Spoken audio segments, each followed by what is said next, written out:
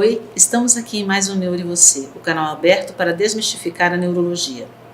Hoje nós temos a doutora Isabela Romanini, psicóloga, com MBA em Gestão de Recursos Humanos, especialização em Arte e Terapia, especialização em Qualidade de Vida, especialização na técnica de imaginação ativa.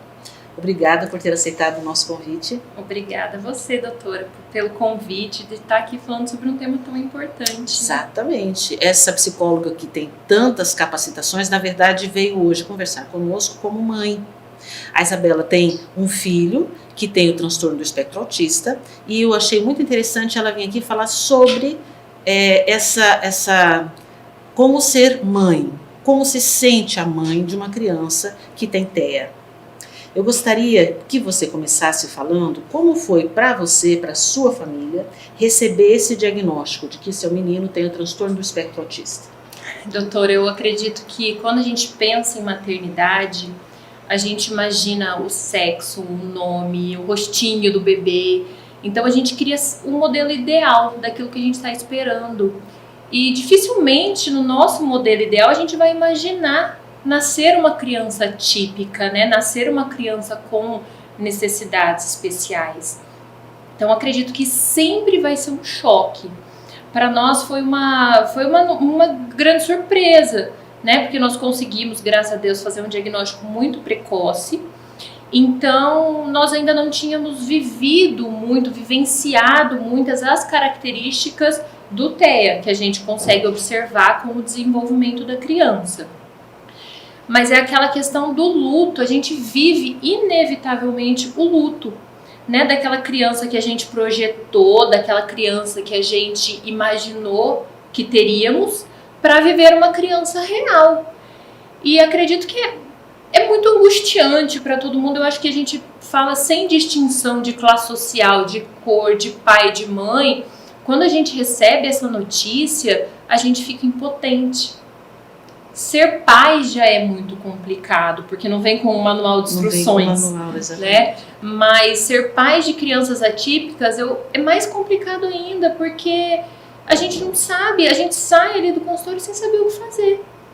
Extremamente impotentes, extremamente inseguros em relação ao futuro, em relação aos tratamentos que vão vir.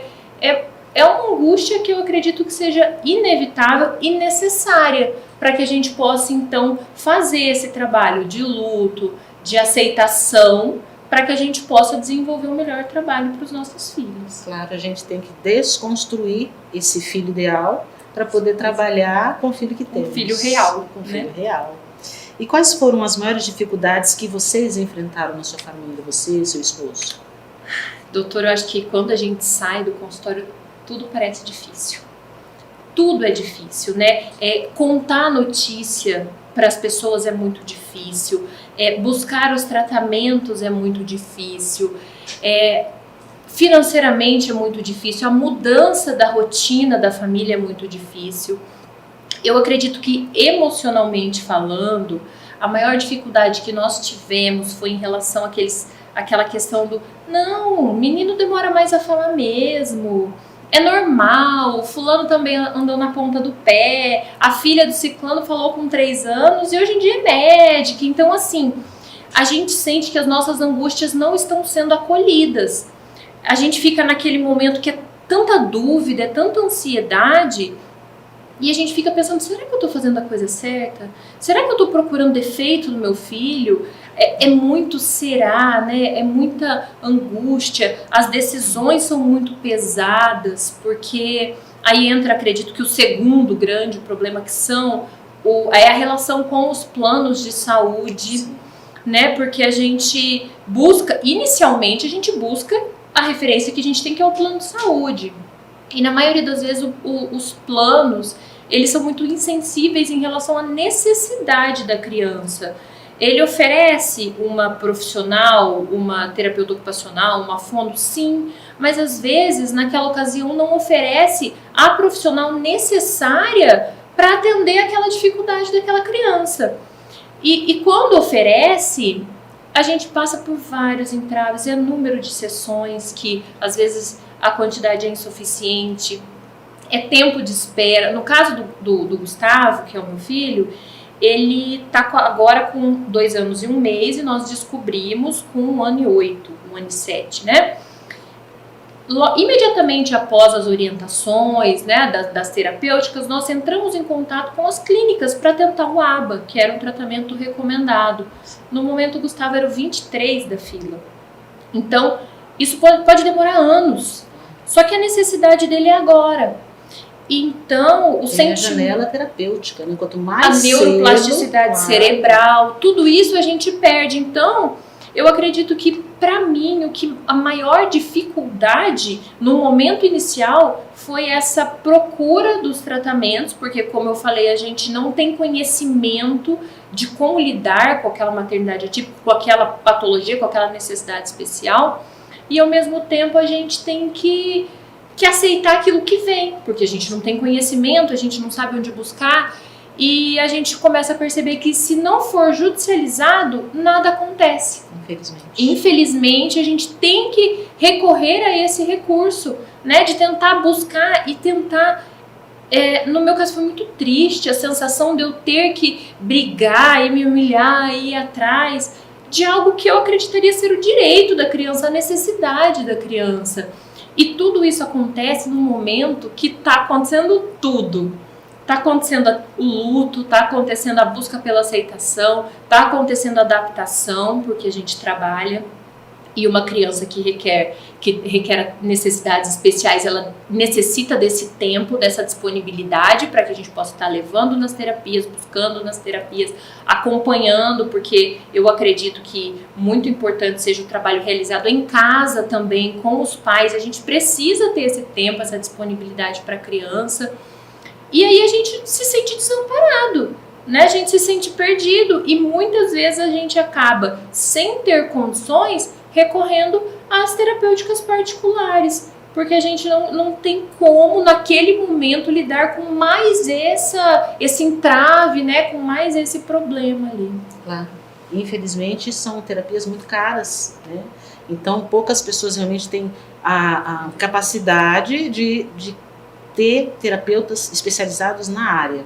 Porque é bem importante a gente frisar que tanto psicólogo, terapeuta ocupacional, fono, eles têm que ter especialização no tratamento do TEA. Eles são altamente qualificados, sim, né, doutora? Senão perde-se tempo. Sim. Né? Não é qualquer fono, não é qualquer TO, né? Perde-se tempo. E como lidar com as angústias, medos que surgem mediante aos tratamentos, ao prognóstico e ao futuro? Agora eu vou falar um pouquinho como psicóloga. Uma coisa que eu acredito muito é que a gente só dá aquilo que a gente tem. Então, quando a gente sai do consultório, da recebimento do diagnóstico, a gente sai cheio de medo, cheio de angústia, de incerteza e com uma porção de encaminhamentos. Mas, infelizmente, esses encaminhamentos são só para criança, né? Então, eu estou muito grata por poder estar aqui hoje falando sobre os pais, porque é uma dificuldade que a gente tem de ter essa sensibilidade de olhar que a criança ela tem que ser conduzida. Só que como é que eu vou conduzir se eu não conheço o caminho? Se eu tô ansiosa, se eu tô nervosa, se eu tô desestabilizada, como é que eu vou atender a necessidade da criança? Como é que eu vou dizer para a criança, olha, tá tudo bem, se para mim não tá tudo bem? E a gente está se tratando de seres extremamente sensíveis. Então a criança, por mais que eu não verbalize para ela as minhas angústias, ela vai sentir, ela vai perceber. E eu preciso que nesse momento ela esteja segura, que ela esteja confiante, que ela esteja sabendo que ela vai ser feliz nas possibilidades dela. Só que para que eu consiga dizer isso para ela, eu tenho que estar sentindo isso. Então foi muito importante para mim. Teve um fato que eu, no meu desespero da notícia, entrei em contato via telefone com uma colega que também é mãe de TEA. Chorei, falei, desabafei, aquele desespero, aquela angústia, aquela ansiedade. Fiquei meia hora lá desabafando e a resposta dela foi: você não tem condições de tratar seu filho, busca ajuda. E isso foi no sábado de manhã. No sábado à tarde eu tinha já a consulta com o meu terapeuta, que já era meu terapeuta, E quando eu saí do consultório, quando eu saí da sala dele, eu me senti muito mais capacitada, eu me senti recebida, abraçada, acolhida, compreendida, eu me senti muito mais capacitada para acolher. Então, para entender, quando a gente fala de muita angústia, muita ansiedade, a dica que eu sempre dou para os pais que me procuram, como pais mesmo, né, não como pacientes, é de vamos viver o hoje. A gente está sempre naquela questão do será que meu filho vai? Será que meu filho vai conseguir? Será que ele vai falar? Será que ele vai melhorar? Será que ele vai? E a gente perde o hoje. Eu acredito que ninguém vai ter essa resposta, né, de como vai ser um prognóstico. A gente tem o como é o hoje. Então eu acredito que a gente precisa estar centrado, tranquilo para viver o hoje, para viver a necessidade do hoje.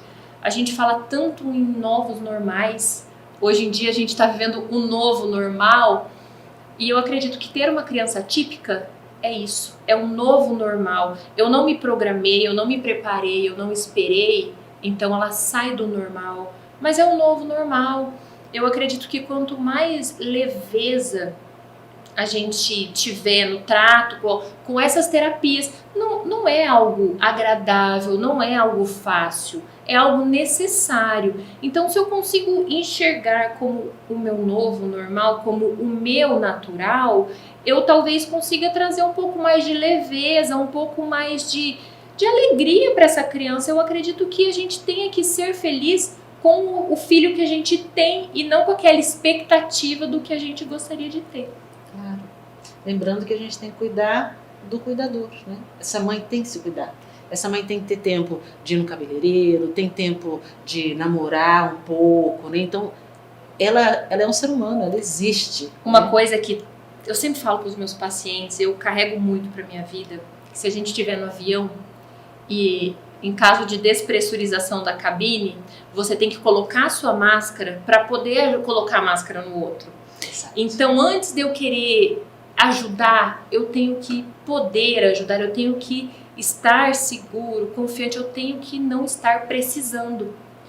E eu acredito que quanto mais a gente conseguir ter esse olhar para o cuidador, que é o cuidador que transfere, né, é o cuidador que ele proporciona aquilo que ele tem, aquilo que ele é, mais leve, mais fácil vão ficar os tratamentos.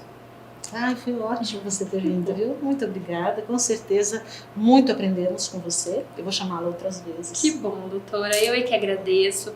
Como eu já falei, eu fico muito tocada, porque muitas vezes o cuidador a mãe e o pai também, a gente é deixado de lado em detrimento da nossa realidade. Então a gente precisa olhar para esse cuidador e eu estou muito feliz de estar aqui podendo trazer um pouquinho para vocês. Ótimo. Ok, muito obrigada. E vocês, qualquer dúvida, qualquer questão, por favor, entre em contato.